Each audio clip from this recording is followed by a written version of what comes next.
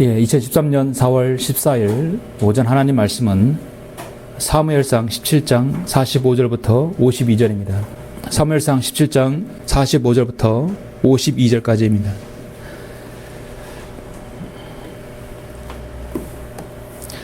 공독해 올리겠습니다. 그때 다윗이 그 필리스타인에게 말하기를 너는 칼과 창과 방패를 가지고 내게 오지만 나는 만군의 주의 이름 즉 내가 모독한 이스라엘 군대의 하나님의 이름으로 내게 가노라. 오늘 주께서 너를 내 손에 넘겨주시리니 내가 너를 쳐서 내게서 머리를 취하리라. 내가 오늘 필리스타인들의 군대의 시체들을 공중의 새들과 땅의 들짐승들에게 주어 온 땅으로 이스라엘의 하나님이 계시다는 것을 알게 하리라. 또 이 온 무리는 주께서 칼과 창으로 구원하지 않으심을 알게 되리니 이는 전쟁이 주의 것이므로 그가 너희를 우리 손에 주실 것이기 때문이라 하니 그 필리스타인이 일어나서 다윗을 마주하려고 가까이 오자 다윗이 서둘러 그 필리스타인을 마주하여 진영을 향하여 달려가더라. 다윗이 자루에 손을 넣어 거기에서 돌 하나를 꺼내어 물매를 던져 그 필리스타인의 이마를 치니 그 돌이 그의 이마 깊숙이 박힌지라. 그가 쓰러져 얼굴을 땅에 박더라. 이같이 다윗이 그 필리스타인을 돌과 물매로 이겼으며 그 필리스타인을 쳐 죽였으나 다윗의 손에는 칼이 없었더라. 그러므로 다윗이 달려가 그 필리스타인 위에 서서 그의 칼을 잡고 칼집에서 뽑아 그것으로 그를 죽이고 그의 목을 베니 필리스타인들이 그들의 최고 투사가 죽은 것을 보고 도망치더라. 이스라엘 사람들과 유다 사람들이 일어나서 소리 지르며 필리스타인들을 추격하여 골짜기와 에크론 성문에 이를 때까지 하였더라. 필리스타인의 부상자들은 사라임으로 가는 길에 쓰러졌고 가도와 에크론까지 쓰러졌더라. 아멘. 다윗과 골리앗의 싸움의 마지막 장면이죠. 오늘 말씀을 위해서 잠시 기도드리겠습니다. 존귀하시고 위대하시며 모든 제국의 흥망성쇠와 전쟁을 관장하시는 아버지 하나님 감사를 드립니다. 오늘 저희들이 주님 부활하신 첫날 이렇게 모여서 영과 진리로 경배드리게 하여 주시고 주님을 찬양하며 우리가 가진 모든 것들을 주님께 드리길 원합니다. 뿐만 아니라 우리는 오늘 말씀을 통하여서 이 세상의 모든 어수선한 모든 제국들의 그런 이권 다툼과 모든 전쟁들이 누구에게 속하였는가, 참으로 우리 주 하나님 앞에 속하였다는 사실을 다시 한번 말씀을 통해 알길 원합니다. 이 말씀이 우리 마음판에 잘 각인이 되어서 마지막 시대 주님께서 다시 오실 그날을 더욱더 소망하는 계기가 될 수 있도록 인도하여 주십시오. 제가 말씀에 근거해서 담대하게 또 오류 없이 잘 말씀을 전파할 수 있도록 인도하여 주시길 원합니다. 모든 걸 감사드리며 주 예수 그리스도 이름으로 기도드렸습니다. 아멘. 오전 하나님 말씀은 전쟁은 주의 것이라는 제목으로 설교하고자 합니다. 오늘날 우리 사회는 지금 총체적인 위기를 맞고 있습니다. 정치는 물론 이러니와 경제와 사회와 도덕과 종교적인 위기를 정말 직면하고 있는 것이 현실입니다. 무엇을 보더라도 해결점의 실마리가 보이지 않습니다. 이러한 때 우리 그리스도인들은 이런 위기에 더욱더 우리의 믿음의 자세가 필요하지 않나 생각합니다. 거기에 요즘은 남북 간의 관계가 최악으로 치닫는 형국이죠. 정치와 경제와 사회, 도덕 이 사회적인 문제들 뿐만 아니라 거기에 엎친 데 덮친 격으로 남북 간의 관계가 좀 최악으로 치닫고 있습니다. 북한은 지난 2월 10일 국제사회의 만류에도 불구하고 3차 핵실험을 감행했습니다. 6자 회담이나 북핵을 해결하려는 모든 미국의 주도와 한국의 그 노력은 정말 무의로 돌아갈 수밖에 없었습니다. 북한은 핵을 지금 포기하지 않습니다. 그들이 포기할 이유를 모르죠. 핵 능력 없이는 국제사회에서 그들이 카드를 내밀 수 있는 것이 없기 때문입니다. 죽은 김정일이는 그 점을 알았기 때문에 이미 94년부터 96년 사이에 300만 명 이상의 자국민을 굶어 죽이면서까지도 핵무기 개발에 열을 올렸었습니다. 지금 현재 북한 정권은 연일 국영 방송을 통해 그 쏟아난 협박성 발언은 이루 말할 수 없었습니다. 저는 그런 것들을 매스컴이나 뉴스나 신문들을 보면은 한 그런 생각이 들어요. 한 평온한 동네에 한 미치광이가 동네를 휘젓고 다니는 모습입니다. 자신의 가정은 돌보지 않고 주폭이 되어서 행패를 부리는 것입니다. 어느 누구도 대화로 받아들이려 해도 대화가 되지 않아요. 그 대화를 받아들일 수 있는 인격 형성이 되지 않는 골치 덩어리가 지금 동네를 휘젓고 다닙니다. 밤이면 골목 어귀에서 난동을 부리려고 또 사람들을 또 못살게 구르는, 그렇게 지금 기다리고 있는 모양새입니다. 사람들은 이 사람을 제어할 능력이 없어서 가만히 두는 것이 아니라 어떤 식으로든 분쟁 없이 이 사람을 가라앉히려고 지금 노력하는 중이에요. 그런 모습 같습니다. 북한의 김정은이는 우리나라를 향해 전쟁을 일으킨다는 것을 곧 제 목숨과 바꾸는 것은 물론이요, 제 할아버지와 아버지 시신을 지금 방부 처리해서 보관한 이 만수대를 잿더미로 만드는 것에 대해서 바꿀 수 없기 때문에 지금 미사일을 쏘지 못하는 것입니다. 만수한 기념궁전은 김일성교의 근원지나 다름없죠.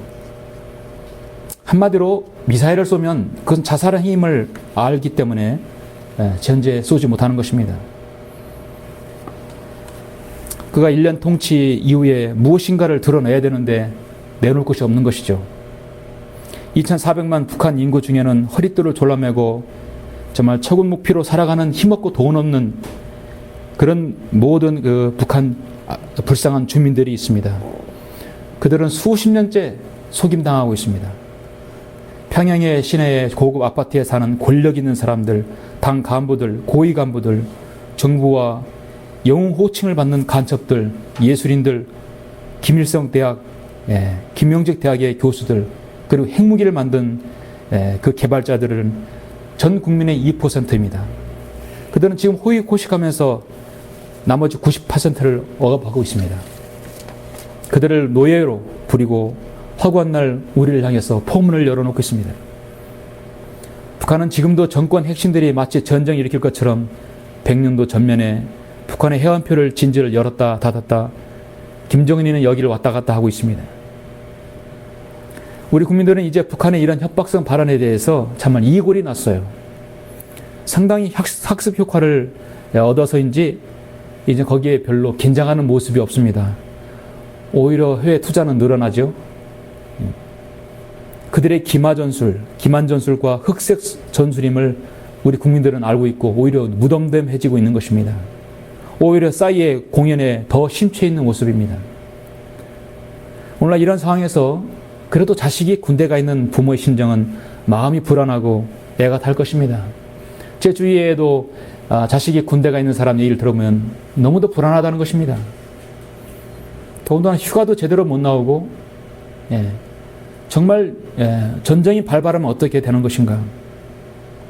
이런 시점에서 저는 성경에서 전쟁에 대해서 무엇이라고 말씀하시는가, 성경 듣는 설교자로서 한 번쯤은 설교해야 할 것이라고 저는 생각합니다.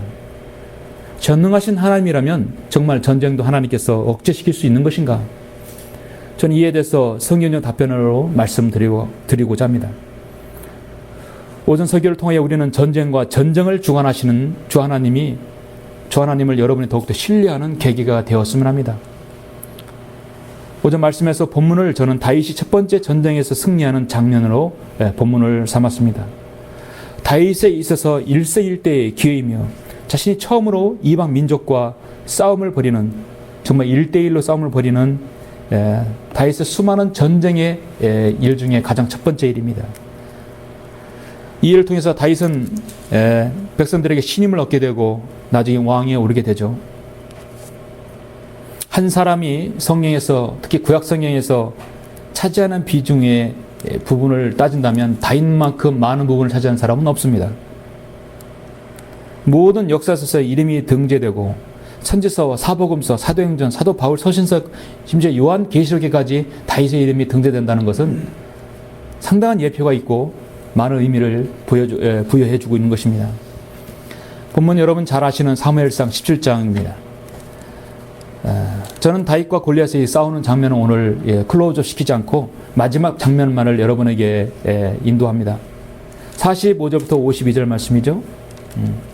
다윗이 골리앗과 싸워서 지금 죽이는 장면입니다. 거듭나지 못한 사람들도 다윗과 골리앗 싸움은 다 알죠. 누가 보아도 승산이 없는 싸움입니다. 다윗은 일평생 싸움에서 한 번도 전쟁에서 패한 적이 없어요. 우리 성경에서도 그렇게 기록하고 있습니다. 그 첫 번째 전쟁이 바로 필리스타인과의 전쟁이고 거기에서 바로 골리앗이 나오죠. 필리스타인들은 역대기상 1장 12절하고 창세기 10장 14절에서 그들의 종족이 어떤 종족인가 나오는데 파술림과 카술휘임 그에게서 필리스타인들이 나오니라. 이 창세기 10장과 역대기상은 바로 여기서 함족들을 얘기하는 것이거든요. 한마디로 함족들과의 전쟁입니다. 앞으로 적글서는 함족에서 나옵니다. 모두 다 예표를 두고 있습니다. 스파냐 2장에서 예수 그리스도의 재림 때 완전히 이 지상에서 뽑아낸다고 경고하시고 예언하셨죠. 오늘날 인본주의가 판을 치는 이 세상에서 다윗과 골리앗의 싸움은 마치 세상은 모두 다 골리앗 편인 것입니다. 이스라엘은 팔레스타인의 후손이 전쟁에서 늘 불리한 그 뉴스만을 듣게 되죠. 지금 북한과 남북 간의 대치 상황이 세계의 뉴스거리가 되고 있습니다. 잠시 이스라엘과 그 주변 국가는 지금 시선이 우리 쪽으로 돌려지고 있는 상황입니다. 그렇지만은 결론적으로 주님께서 오시게 되면 세계 모든 시선 이스라엘과 그 아랍국이 시선이 모이게 되겠죠. 이스라엘과 필리스타인들의 싸움 창세기부터 시작돼서 지금까지 계속되고 있습니다. 끊임없는 전쟁과 갈등이 일어났었습니다. 그 민족이 바로 필리스타인들이고 그 후손들이 지금도 국가를 세우려고 하고 있습니다. 오늘 본문에서는 바로 거기에 골리앗 장수와 다윗이 싸우는 장면이죠. 우리는 이 전쟁에서 많은 영적인 교훈들, 승리의 원리들을 많이 우리가 들었고 설교도 들었고 또 배워왔습니다. 그러나 오늘 설교에서는 어떤 승리의 원리나 영적 교훈보다는 전쟁 그 자체에 대해서 한번 우리가 상고해 보기로 하겠습니다. 하나님께서는 다윗의 행보를 눈여겨보셨어요. 다윗에게는 두려운 것이 아무것도 없었습니다. 오직 하나님, 자신을 섬기는 여호와 하나님만을 두려워했고 그분만을 섬겼습니다. 근데 지금 이 이스라엘 자신의 그 백성들이 가장 두려워하는 것은 하나님이 아니라 바로 이 골리앗 장수였거든요.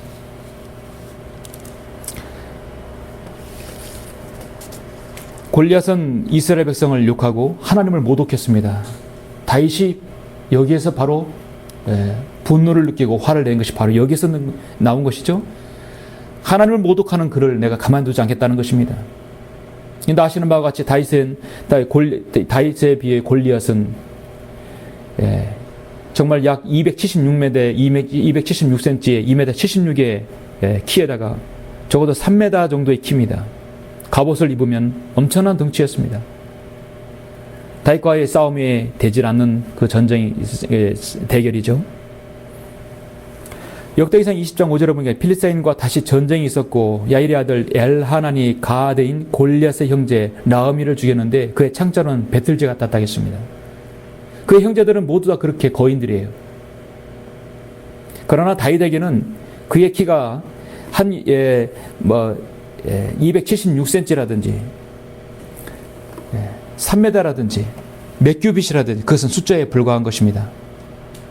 그가 중요하게 생각한 것은 뭐냐면 47절 한 절입니다. 오늘 본문에서 여러분 47절에 한번 집중해 보십시오. 또 이 온 무리는 주께서 칼과 창으로 구원하지 않으심을 알게 되리니 이는 전쟁이 주의 것이므로 그가 너희를 우리 손에 주실 것이기 때문이라 했습니다. 다윗은 사실 전쟁은 칼과 창으로 하는 것이지만 실질적으로 전쟁의 승패는 바로 하나님께 달려있다는 것을 일찍 알았습니다. 전쟁은 주의 것입니다. 전쟁이 주의 것이므로 그가 너희를 우리 손에 주실 것이기 때문이라. 하나님께서 붙여주시면 승리하신다는 것입니다. 참으로 전쟁은 주님의 것입니다. 이때가 BC 1000년, 1063년, 지금으로부터 3000년 전입니다. 3000년 전 다윗 때나 2000년 전 주님의 초림 때나 1000년 전 암흑시대 때나 로마 가톨릭이 세상을 지배했을 때나 지금이나 중요한 것은 불변의 진리는 전쟁은 주님의 것입니다. 전쟁이 주의 것이므로 그가 너희를 우리 손에 주실 것이기 때문이라. 하나님께서 제국을 쓰러뜨리면 하나님께서 쓰러뜨리는 것이에요. 3000년 전이나 2000년 전이나 4000년 전이나 지금이나 이 사실은 불변합니다. 이 진리는 변하지 않습니다. 저는 그러한 사실을 오늘 성경을 세 가지를 들어서 전쟁은 주님의 것이라는 것을 여러분에게 증명해 보이겠습니다. 전쟁은 주의 것입니다. 그러한 사실을 어떻게 알 수 있습니까? 첫 번째는 모든 전쟁은 하나님께서 주관하시기 때문이에요. 전쟁이 주의 것이면 하나님께서 관장하신다는 얘기입니다. 자, 우리 재판관기 3장을 한번 보시겠습니다.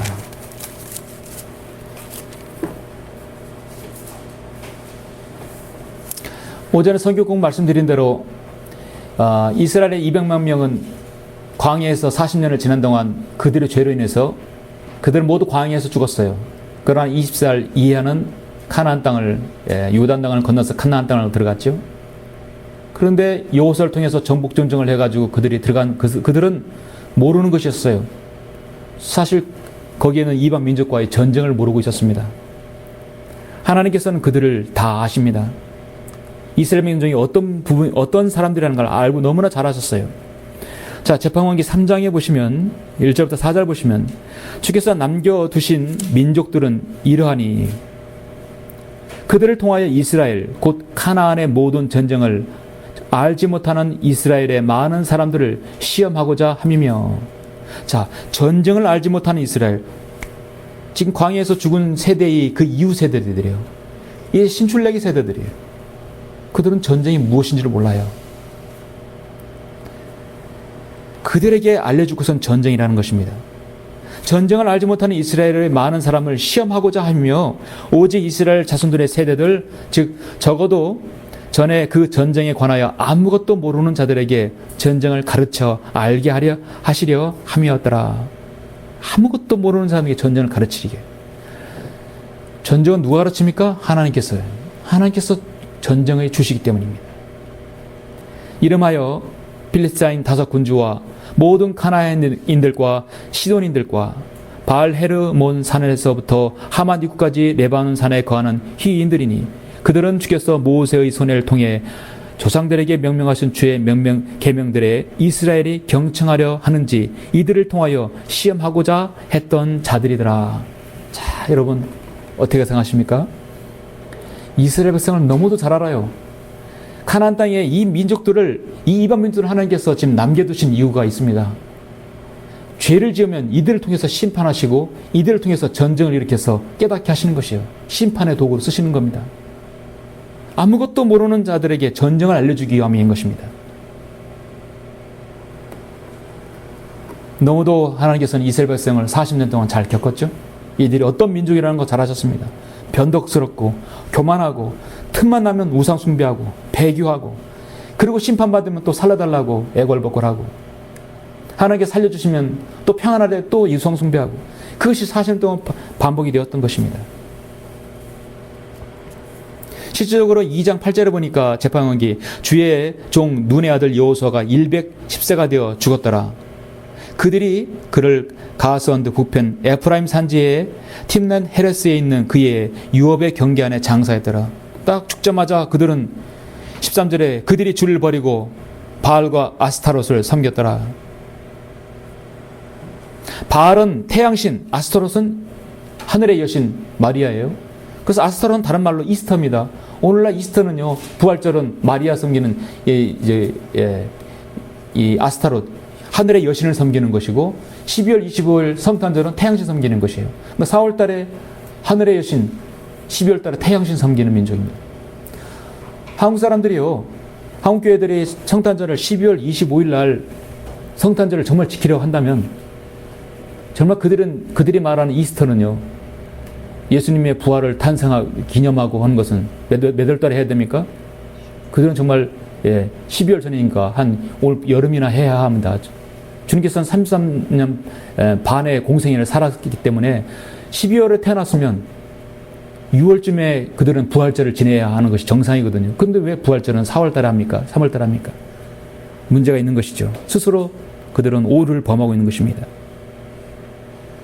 자, 하나님께서는 이스라엘 백성 광야 40년 동안 너무도 잘하셨어요. 그리고 지금 이제 가나안 땅으로 들어오기 직전에 그들은 신정 통치를 거부하고 자신들에게도 왕을 달라고 합니다. 하나님께서는 일단 왕을 주기보다는, 왕국을 세우기보다는 일단 시험하기 위해서 어떤 완충 기간을 두려고 재판관들을 하나님께서 두셨죠. 많은 재판관을 줬습니다. 17명의 재판관을 줬습니다. 운니엘이나 에옷이라든 삼갈, 드보라, 바락, 기드온, 톨라, 야일, 입다, 입산, 잘하시는 삼손, 많은 재판관을 주셔서 그들을 다스리게 했습니다. 그리고 한 가지 하나님께서는 안전장치를 마련해 오셨어요. 이스라엘을 위한 안전장치는 뭐냐면 그 주위의 이방 민족들을 다 배치해 놓은 것입니다.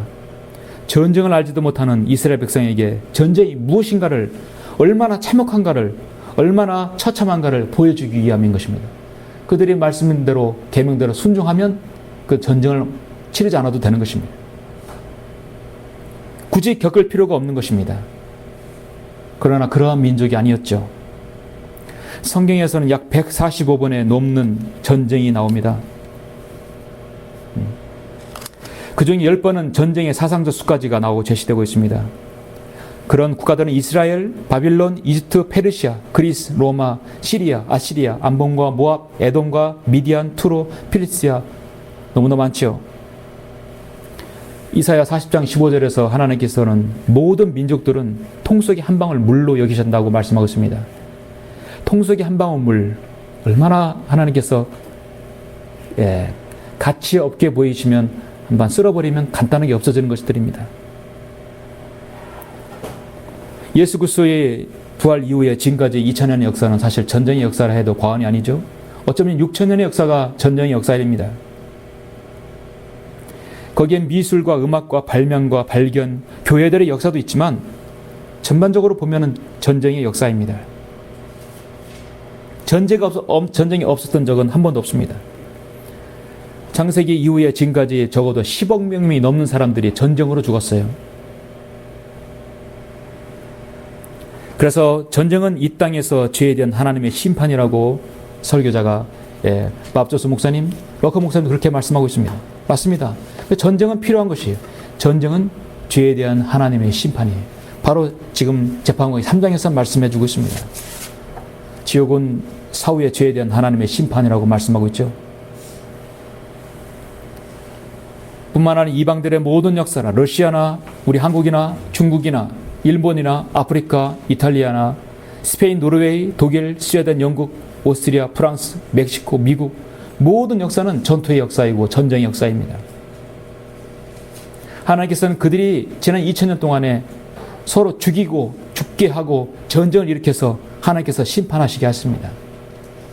한 민족을 심판하시려고 또 다른 민족을 세우셔서 그 민족을 멸하게 하셨고 그 민족이 교만해지면 또 한 민족을 그렇게 하셨어요.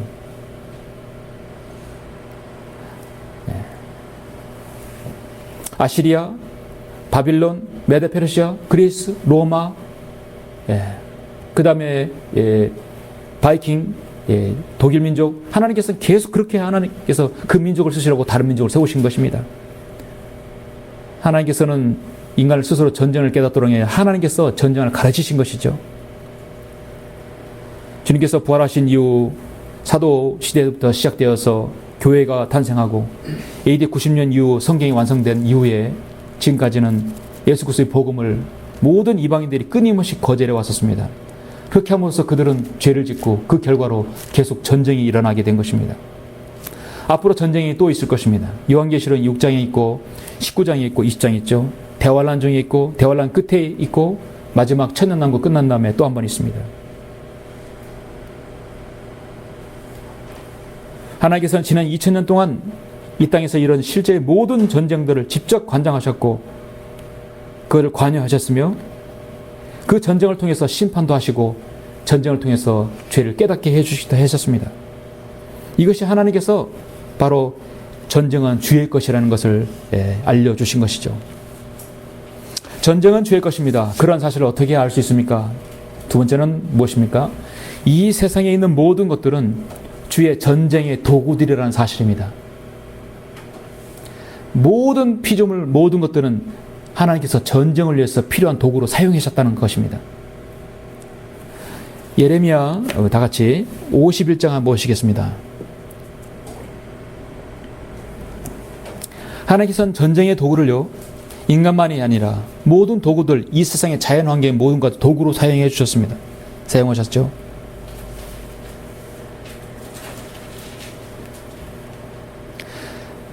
많은 부분이지만 51장 20절, 24절 보시겠습니다. 예레미야 51장 20절. 너는 나의 전쟁 도끼요, 전쟁의 무기라. 사실 20장부터 24장 부분은 지금 바빌론에 관해서, 적그리스도에 관해서 말하고 있는 것입니다. 때로는 악인들, 악한 나라일지라도 하나님께서는 전쟁 도끼요, 전쟁의 무기로, 도구로 사용해 주셨다는 것입니다.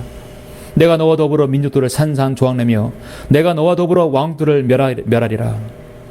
내가 너와 더불어 말과 그 탄자를 산산조각내며 내가 너와 더불어 병거와 그 탄자를 산산조각내리라. 내가 또 너와 더불어 남자와 여자를 산산조각내며 내가 너와 더불어 늙은 여자와 어린 자를 산산조각낼 것이요 내가 너와 더불어 청년과 소녀를 산산조각내리라. 내가 또 너와 더불어 목자와 그의 양떼를 산산조각내며 내가 너와 더불어 농부와 그의 소의 멍에를 산산조각낼 것이요 내가 너와 더불어 대장들과 치리자들을 산산조각내리라. 그들이 너희 목전 시온에서 행했던 그들의 모든 악을 내가 바빌론과 갈대아의 모든 거민들에게 갚아주리라. 주가 말하노라. 하나님께서는 악인을 그렇게 들어서 전쟁을 통해서 산산조각나게 하신다고 말씀하셨습니다. 악인까지도 전쟁의 도구로 사용하시는 것을 볼 수 있죠. 우리가 알고 있는, 그리스도인만이 제대로 알고 있는 세계 제1차 대전과 2차 대전, 모든 배후에는 로마 가톨릭이 교황들이 숨어 있는 것입니다. 지금까지 모든 로마 가톨릭 교황 수뇌부는요, 자신들이 이익이 있을 때는 세상에 드러나오고 자신들이 불낼 때는 수면 위에 가라앉아서 모든 것을 배후 조종하게 됩니다. 하나님께서는 로마 가톨릭을 통해서 전쟁의 도구로 사용하셨어요. 앞으로도 마찬가지일 것입니다. 모든 전쟁은 그 주 하나님의 것이라는 것입니다. 전쟁은 주의 것이기 때문입니다. 지금 이 세상에서 일어나고 있는 모든 것은 하나님의 손 안에서 지금 움직이고 관장되어집니다. 왜냐하면 로마서 13장 1절에서 사도 바울은 하나님께로부터 나오지 않는 권세는 없나니 모든 권세는 하나님께서 정하신 것이라.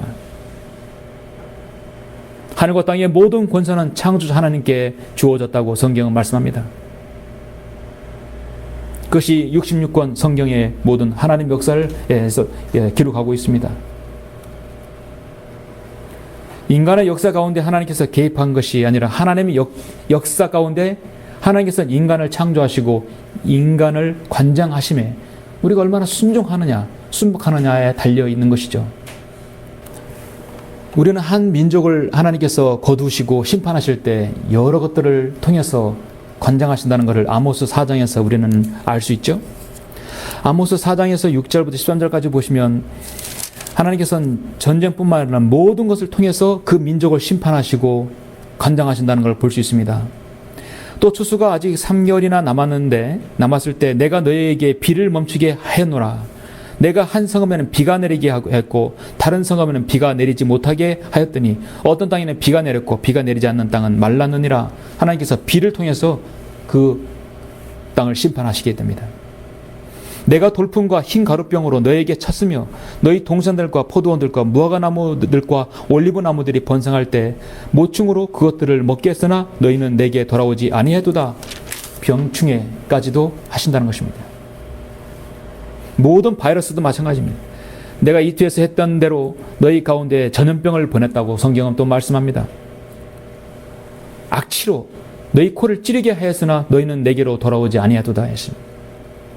11절에 보니까 하나님의 소돔과 고모라를 멸망시켰었듯이 내가 너희 중에 몇을 멸망시켰으니 너희가 불타는 데서 꺼낸 나무조각같이 되었으나 너희는 내게로 돌아오지 아니하도다 했습니다.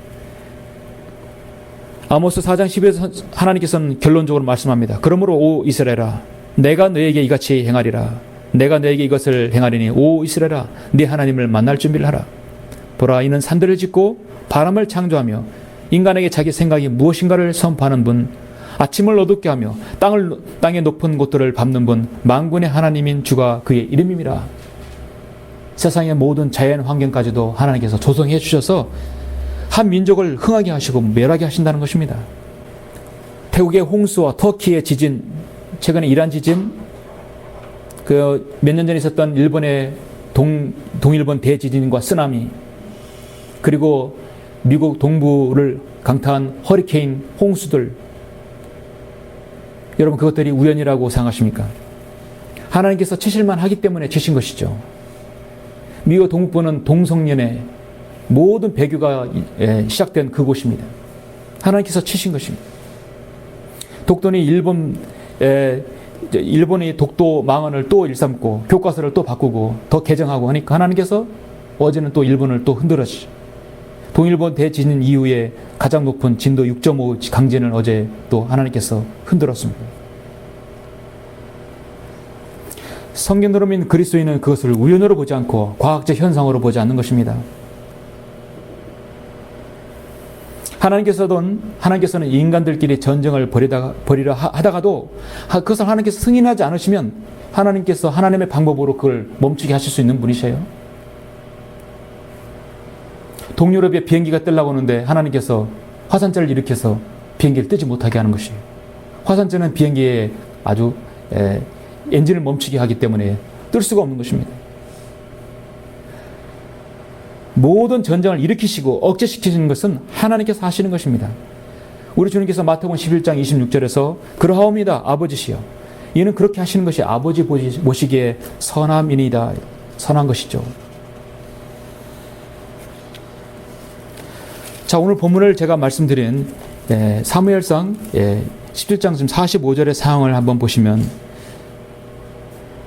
다윗이 지금 그렇게 말했습니다.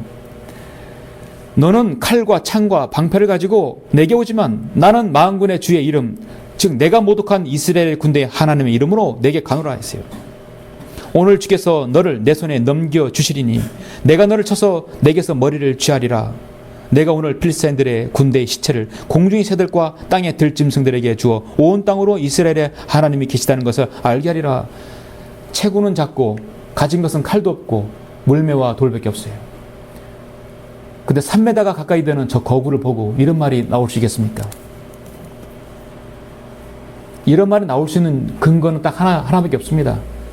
다윗이 알고 있는 이 온 무리는 주께서 칼과 창으로 구원하지 않으심을 알게 되리니 이는 전쟁이 주의 것이므로 전쟁이 주님의 것임을 다윗이 알았기 때문에 이렇게 말할 수 있는 것이죠. 이거는 어떤 이론이 아니라 실제적인 것입니다. 전쟁은 주의 것이에요. 다윗은 너무나 태평했어요. 골리앗은 너무나 태평했어요. 어느 누구도 자에게 상대하지 않을 것을 알았어요. 투구는 이미 벗어버리고 여유있게 땅바닥에 들서 앉아서 기다리고 있는 것이에요.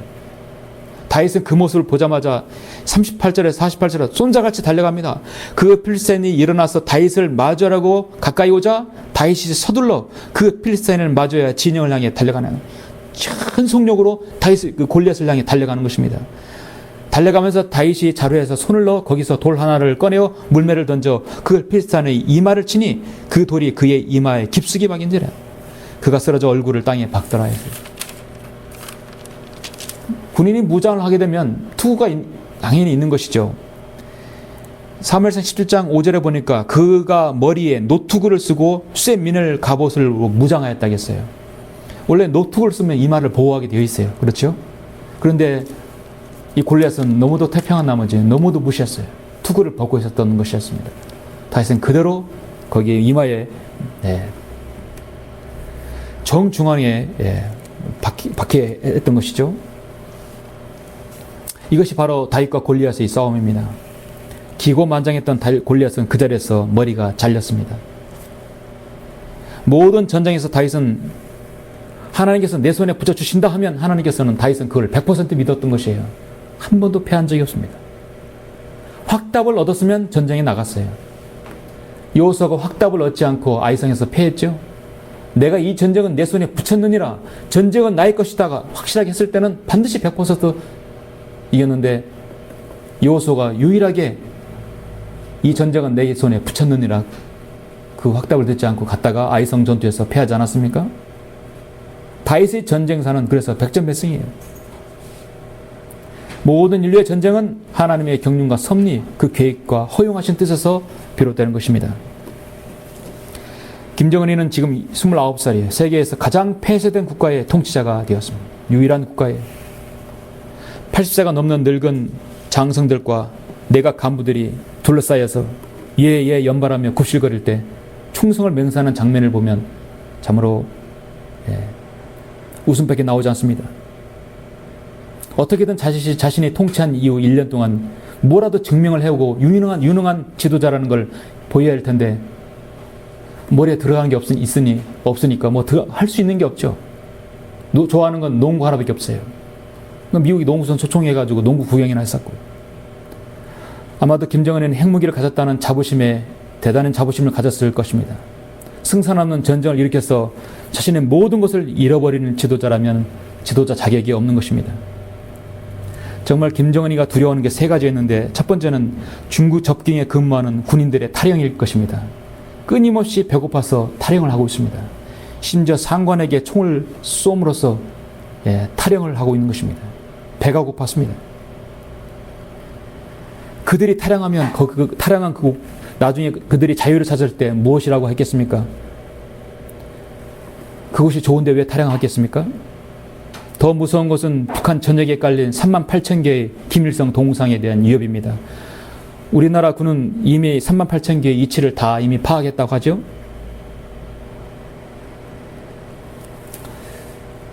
유사시에는 그것을 폭격할 수도 있다고는 걸 저는 들었습니다.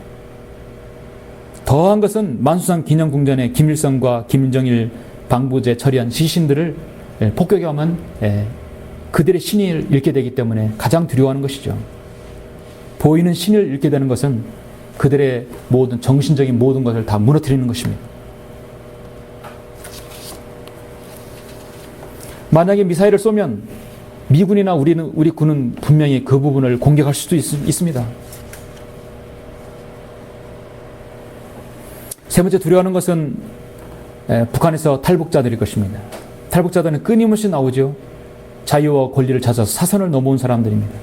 심지어 자신이 가족이 죽는다는 알면서도 자신은 살고자 그들은 탈북해서 이 자유 대한민국으로 오게 됩니다.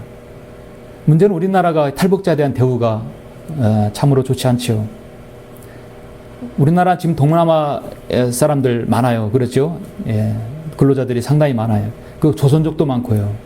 근데 동남아인들, 조선족들 그 다음으로 취급받는 사람들이 탈북자 아닙니까? 가장 적응하기 힘든 사람들이에요. 우리 민족은 그들을 잘 대우해 줘야 합니다. 그들의 사상 체계도 잘 검증을 해야 하고 잘 대우해 줘야 합니다. 지난 13일 어제죠. 북한 동해안 지역에 나타난 무수단 중거리 미사일 차량과 스커트 미사일 차량이 지금 움직이지 않고 배치된 장소에 고정되어 있다고 합니다. 그 전에 무수단 미사일은 경락고에 들어갔다 나왔다 계속 반복했지만 지금 현재는 반복하지 않고 그대로 있다고 합니다. 그들은 끊임없이 기만과 연막 전술을 하고 있어요. 청와대에서는 박근혜 대통령이 대화를 할 수 있다고, 대화할 용의가 있다고 미국도 그랬습니다. 일단 달래고 있는 것입니다. 문제는 이제 내일이 김일성이 태어난 태양절이죠. 4월 15일. 그들의 최대 명절입니다. 아마 중대한 전환점이나 고비가 될 것이라고 생각합니다. 우리는 내일을 모릅니다. 그러나 중요한 것은 말씀드렸어요. 전쟁은 주의 것입니다. 북이든 남한이든 세계 어느 나라든 핵을 터뜨리면 그건 너 죽고 나 죽자는 것입니다. 하나님께서 전쟁을 관장하신다면 그건 하나님께서 보호하시고 하나님의 손안에 달려있는 것이에요. 하나님께서 정말 인간이 전쟁을 억제시키려 해도 정말 그곳에 전쟁이 필요하다면 하나님께서는 한 그 지도자를 미치게 해서 전쟁을 해버리게 할 수도 있어요. 전쟁이 필요하지 않다면 하나님께서 막으실 수 있는 것입니다. 우리 한국의 성경을 믿는 그리스도인, 우리는 조국과 민족을 위해서 기도하는 신실한 그리스도인입니다. 하나님께서 이 민족을 선하게 인도해 주실 것이라고 늘 믿고 기도하고 있습니다. 디모데전서 2장 2절에서 여러분의 기도가 무엇입니까? 왕들과 권세 있는 모든 사람들을 위하여 하라, 기도하라 했어요. 우리가 모든 경건과 청렴한 가운데 평온하고 조용한 생활을 하려 함이라. 우리는 그 생활을 원하는 것입니다.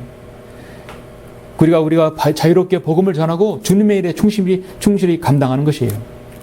정작 우리의 전쟁 무기는 성경에서 고린도후서 10장에서 우리의 전쟁 무기는 육신적인 것이 아니요 오직 하나님을 통하여 견고한 요새들을 무너뜨리는 능력이라. 바로 마귀의 영적 전쟁인 것입니다. 북한은 사이버 전쟁을 할 수 있는 사람이 3만 명이나 이상이 된다고 그죠? 아니 12,000명이랬나요? 우리나라는 고작 200명도 넘지 않는다고 합니다. 사이버 전쟁은 컴퓨터를 통한 보이지 않는 전쟁입니다. 사이버 전쟁을 통해서 국가 기능 전산망을 마비시킬 수 있어요. 심지어 원자력 발전소까지 마비시킬 수 있다고 합니다. 제5의 전쟁터라고 하는 것입니다. 육해 공군, 바다에서, 땅에서, 공중에서, 저 우주에서, 그 다음에 또 하나의 장소에 사이버 공간이죠. 근데 제 6번째의 공간이 전쟁터가 어딘지 아십니까? 바로 영적 전쟁이에요. 이건 사이버 전쟁과 달립니다. 오직 그리스도인만이 전쟁할 수 있는 전쟁터입니다. 바로 여러분이 전쟁할 수 있는 것이에요. 우리가 전쟁은 제 6번째 전쟁. 바로 우리의 전쟁 무기는 육신적인 것이 아니요 오직 하나님을 통하여 견고한 요새들을 무너뜨리는 능력이라. 우리는 마귀와의 전쟁인 것입니다. 1967년 이스라엘과 아랍 사이의 6.1 전쟁을 여러분 잘 아시죠? 세계 전쟁사에서 길이 기억되는 명승부의 전쟁입니다.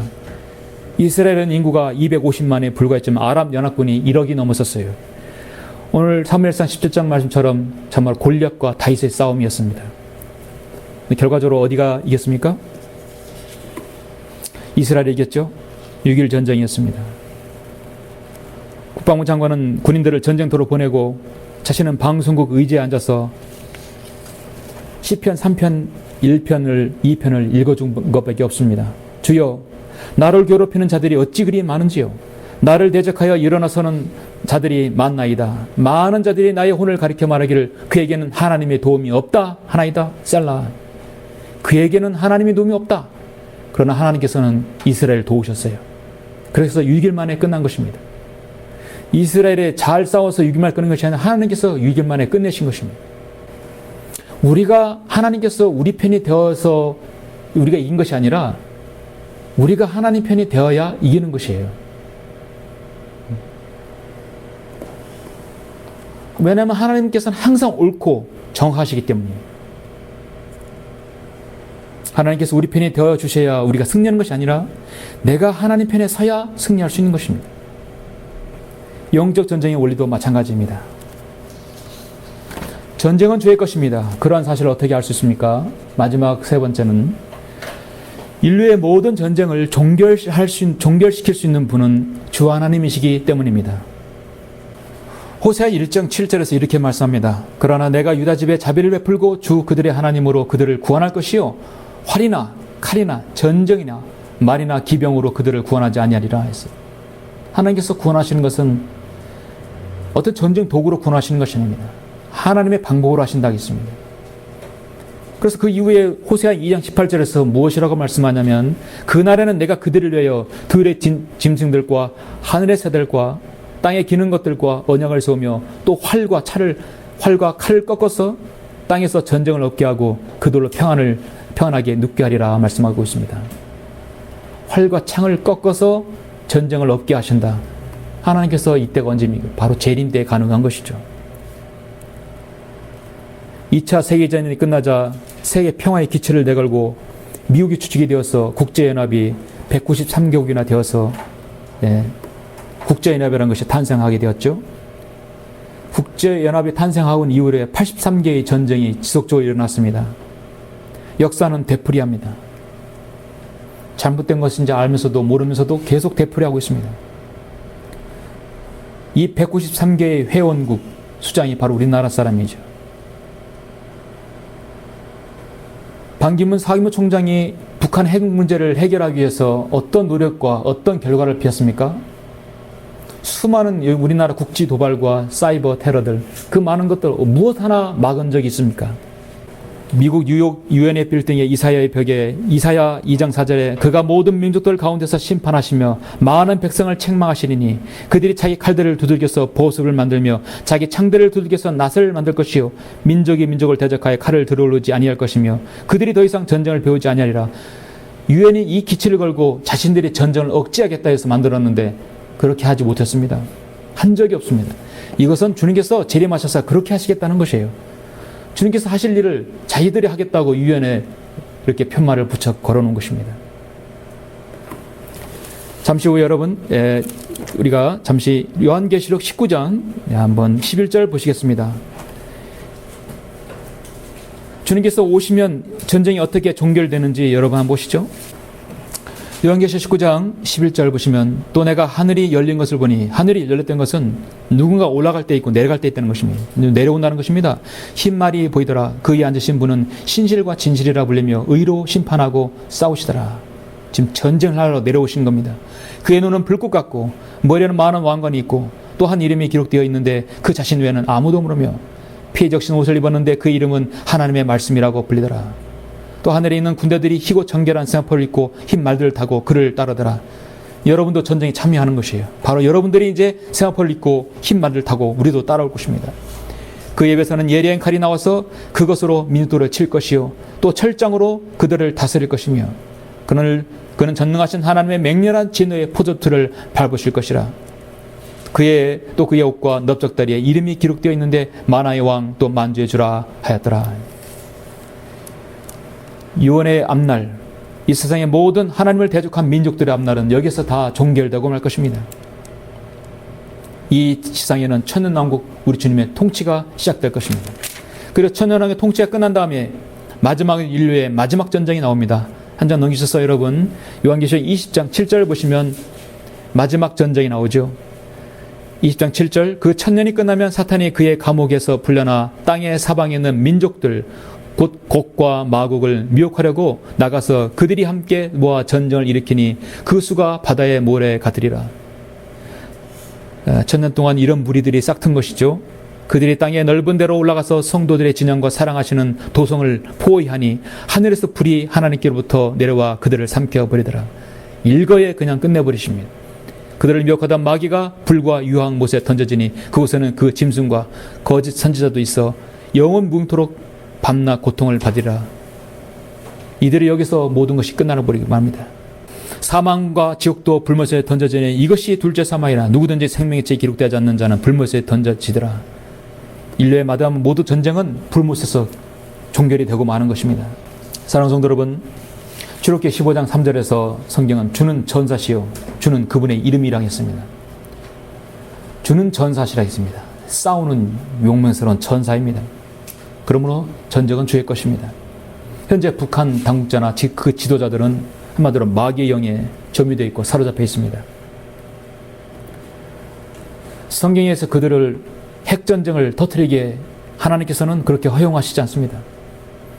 핵전쟁으로 인해서 사실 핵전쟁은 보유국들은 많아요. 영국과 미국, 프랑스, 인도 많아요. 물론 다 터뜨리면 이 지구는 다 없어지겠죠. 산산조각나겠죠. 그건 하나님께서 그걸 허용하시는가? 하나님께서는 인류가 핵으로 지구가 파괴된다면 자신이 하신 말씀이 수포로 돌아가게 되는 것이에요. 하나님께서 하실 일이 없어요. 왜냐하면 베드로후서 3장 10절에 보면 인류가 7천년의 역사가 끝난다면 이제 하나님께서는 이 지구를 다 불에 태우신다고 말씀하셨습니다. 그러나 주의 날에 밤에 도둑같이 오리니 그 날에는 하늘들이 굉장한 소리를 내며 사라지고 우주의 구성 요소들이 맹렬한 불로 녹아내며 땅과 그 안에 있는 일들이 일들이 타버릴 것이라 했습니다. 한 번 더 12절에서 베드로후서 3장 12절에서 하나님의 날이 오기를 고대하고 열망하라. 그때는 하늘들이 불에 타서 녹아버리고 우주의 구성 요소들도 맹렬한 불에 녹아내릴 것이라 했습니다. 이 지구가 그때는 이제 수명을 다하된 것입니다. 태양과 달은 영원히 남는 것이죠. 하나님께서 핵을 통해서 이 지구를 멸망케 하신다는 것은 성경이 기록되지도 않았고, 그건 하나님께서 지구를 창조하시고 지구를 관장하시는 부분이 하나님께서 관여하시는 부분이에요. 피조물이 인간에게 하나님께서 맡기신 적이 없어요. 더군다나 그 안에 있는 전쟁까지도 마찬가지입니다. 이 세상에서 모든 제국을 다 다스렸고 모든 것을 누렸던 솔로몬조차도 그렇게 말했습니다. 전도서 9장 11절에서 내가 돌이켜 해 아래서 보니 경주가 빠른 자에게 주어지는 것이 아니고 전쟁이 힘센 자에게 오는 것도 아니며 먹을 것이 현명한 자에게 오는 것도 아니고 재물이 명철한 자에게 오는 것도 아니며 은총이 재주 있는 자에게 주는 것도 아니니 때와 기회가 그들 모두에게 일어나는도다 했어요. 전쟁은 힘센 자에게 오는 것이 아니라 했습니다. 결론적으로 오늘 말씀에서 전쟁은 주의 것입니다. 왜냐하면 하나님께서 그것을 주관하시기 때문입니다. 전쟁은 주의 것입니다. 왜냐하면 이 세상에 있는 모든 것들은 하나님께서 전쟁 도구로 지금까지 사용하셨습니다. 날씨와 계절과 모든 지각, 모든 하나님께서 관장하셨어요. 전쟁은 주의 것입니다. 왜냐하면 마지막 세 번째는 인류의 모든 전쟁은 하나님께서 종결케 해주시고 마무리하시기 때문입니다. 이 상황에서 저는 오늘 마지막으로 시편 27편 1절, 2절, 3절을 여러분에게 말씀드리고 설교를 마치고자 합니다. 이것이 오늘날 이 시대를 당면한 여러분들이 가장 이루가 되고 맞는 말씀이라고 저는 여겨집니다. 시편 27편 1절, 2절, 3절 읽고 마치겠습니다. 주는 나의 빛이요 나의 구원이시니 내가 누구를 두려워하리요. 주는 내 생명의 능력이시니 내가 누구를 무서워하리요. 악한 자들 곧 내 원수들과 대적자들이 내 살을 먹으려고 내게 왔다가 걸려 넘어졌도다. 군대가 나를 대적하여 진칠지라도 내 마음은 두려워하지 아니하며 전쟁이 나를 대적하여 일어날지라도 그 가운데 나는 담대하리라. 전쟁은 주의 것입니다. 기도하시겠습니다.